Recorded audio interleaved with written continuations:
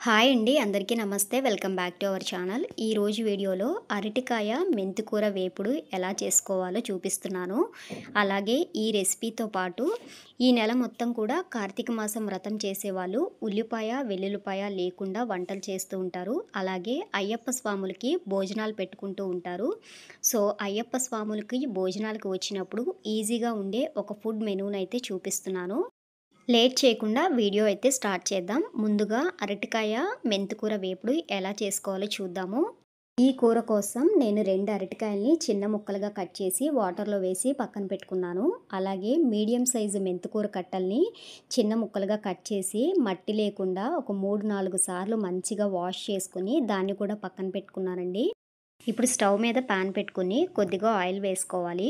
ఈ ఆయిల్లో ఆవాలు, జీలకర్ర, సన్నగా తరిగి పెట్టుకున్న అల్లం ముక్కలు, అలాగే పచ్చిమిర్చి కూడా యాడ్ చేసుకుని మంచిగా వేయించుకోవాలి.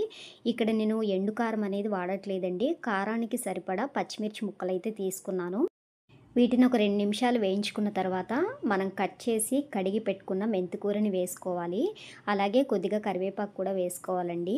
పచ్చి వాసన పోయేంత వరకు కూడా మెంతికూరని చక్కగా వేయించుకోవాలి. మనకి మెంతికూర వేగింది అని ఎలా తెలుస్తుందంటే తోటకూర వేయించేటప్పుడు కమ్మటి వాసన వస్తుంది. సో అలాంటి వాసన రాగానే మెంతికూర పూర్తిగా వేగినట్టు అర్థము. సో ఇలా వేగిన మెంతికూరలోకి కొద్దిగా పసుపు, రుచికి సరిపడా ఉప్పు, ధనియా జీలకర్ర పౌడర్ అనేది యాడ్ చేసుకోండి. ఇవన్నీ వేసుకుని మెంతికూర వేగేలోపు మనం కట్ చేసి పెట్టుకున్న అరటికాయల్ని ఒక 2 విజిల్స్ వచ్చే వరకు కుక్కర్లో ఉడికించుకోవాలి. తర్వాత మనకి మెంతికూర అనేది పూర్తిగా వేగిన తర్వాత ఈ అరటికాయ ముక్కల్ని యాడ్ చేసుకొని మూత పెట్టుకొని మరొక 3 నిమిషాలు మగ్గించుకోవాలి. అప్పుడు చక్కగా మొత్తం అంతా కూడా ఉప్పు, కారము, ఈ మెంతికూర ఫ్లేవర్ అనేది అరటికాయలకి పడుతుంది. మొత్తం ఒక 2-3 నిమిషాలు మగ్గించుకున్న తర్వాత స్టవ్ ఆఫ్ చేసి కూర పూర్తిగా చల్లారిన తర్వాత కొద్దిగా నిమ్మరసం అనేది యాడ్ చేసుకోవాలి.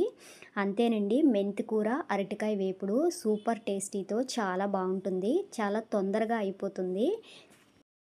ఈ రెసిపీతో పాటు ఈజీగా ఉండే ఒక ఫుడ్ మెనూనైతే చూపిస్తున్నాను.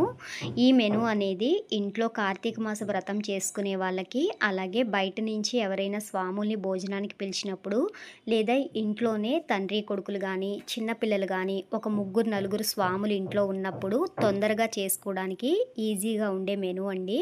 సూపర్ టేస్టీతో సింపుల్గా తొందరగా అయిపోతుంది. సో వీడియో నచ్చితే లైక్ చేయండి.